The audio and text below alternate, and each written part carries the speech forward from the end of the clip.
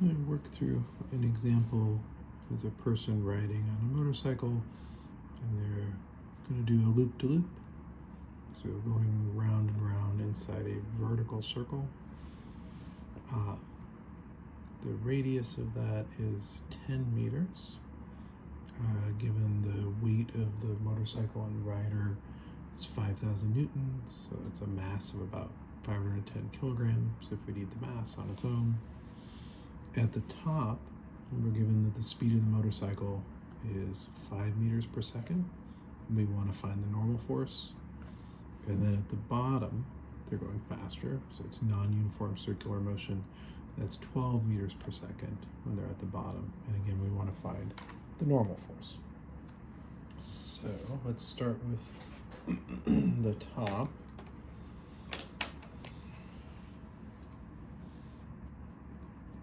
So at the top, let's try to be good physicists and put in our coordinate axis. So the direction of positive y, we're going to take to be up.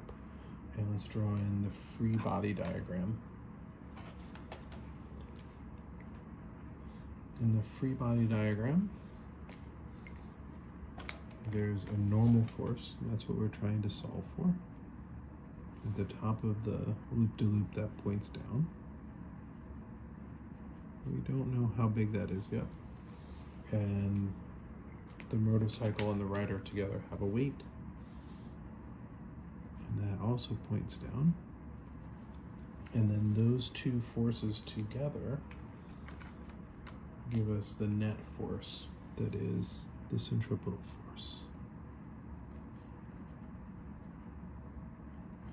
And that is the net force, or the sum of the forces. So from the free body diagram for the motorcycle plus the rider, let's start to work things out. So all of these vectors point in the same direction. On the left-hand side, we're going to have the centripetal force. That needs to be minus v squared over r. And on the right-hand side of the equation, we have the normal force and the force of gravity also pointing down. So minus fg minus fm. So everything is a minus sign. So I just multiply the equation by -1 and turn everything positive. Mv squared over r is the weight of the motorcycle plus the normal force. So trying to solve for the normal force, I move everything to the other side. So let's put in values.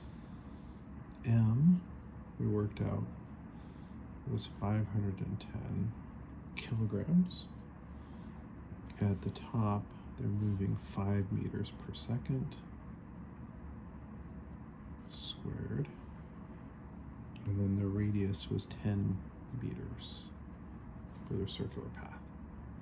So that gives me 1275 newtons. And here we realize we have a problem. 1275 newtons equals 5,000 newtons plus the normal force. Well, the normal force has to point down. The top of the loop-de-loop can't suck the motorcycle up. So I can't have a negative value here. And this equation is telling me that the normal force has to be minus 3725 newtons to balance this equation. But that minus sign means that the normal force actually would point up. Okay? Because I picked it to point down when I put it into this equation.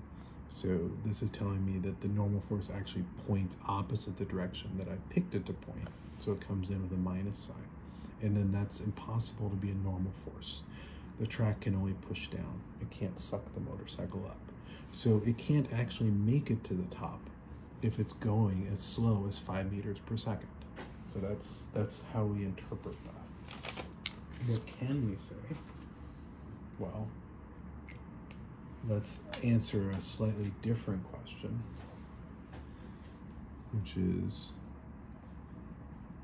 for what speed will f of n equal 0 at the top. Okay.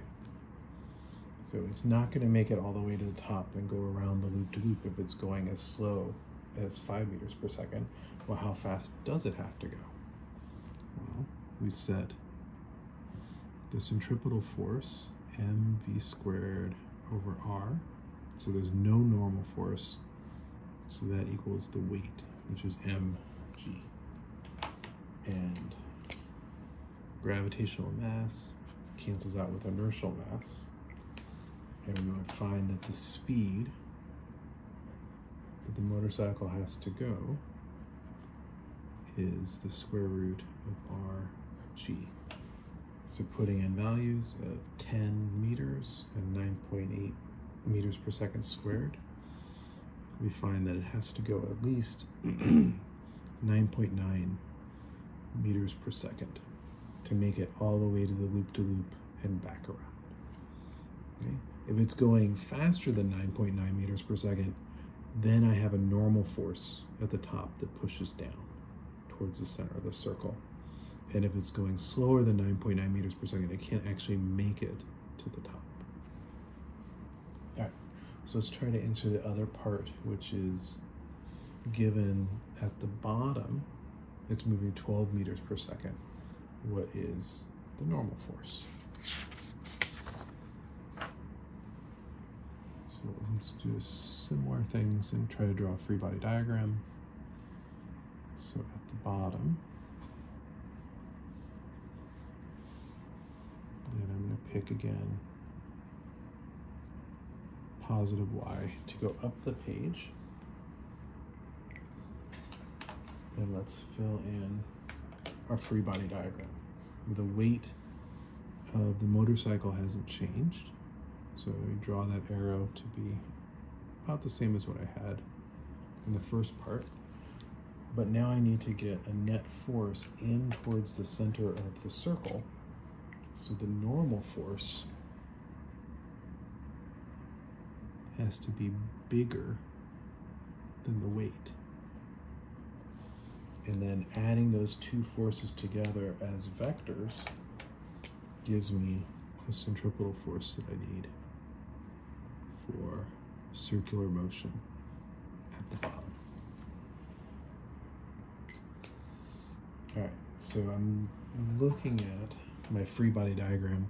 Centripetal force and normal force point in the same direction, and that's the positive y direction. The weight points in the opposite direction. So when I write out the sum of the forces from Newton's second law of motion, on the left-hand side I have the centripetal force, which is mv squared over r. On the right-hand side I have the normal force pointing the same direction as the centripetal force, and the weight pointing in the opposite direction. So it comes in with a minus sign. I rearrange this equation to get the normal force all by itself by moving the weight to the other side. So we have the normal force is equal to mv squared over r plus the weight of the motorcycle on the rider. And how we have values for everything on the right hand side. Now we can just do our plug and chug thing. 510 kilograms, 12 meters per second quantity squared over 10 meters, and then I'm adding 5,000 newtons for mg. And adding that together, 12,300, keeping 3 digits in the answer. And then hopefully this matches experience in your life. Like when you are rounding a hill and going fast in a car, sort of feels fun when you do that, right? It feels you feel a little light. And that's because your weight is helping you undergo circular motion as you round the top of the hill. And the normal force on you sitting in your car seat is going to be less than your weight. So normal force is going to drop. So you get to have the centripetal force you need to undergo circular motion around the top of the hill.